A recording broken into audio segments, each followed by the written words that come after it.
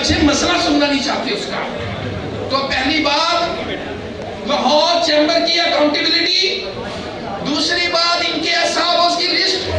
मैं गुजारिश करूंगा जनाब चेयरमैन से कि अभी भी वो अपनी स्पीच के अंदर इनके एसआरओज का एक ये जो घपले हैं गरीब आवाम और आम ताजर के पैसों से ये जो रिलीफ देते हैं, बैंकों से बिला सूद कर्जे लेते हैं।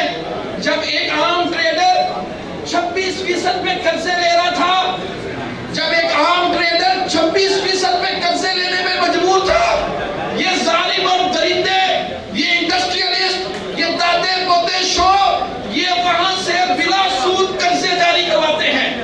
इन सब का जो मोटो है वो मोटो है लूट मार। इंशाअल्लाह ये साल तब्दीली का साल होगा।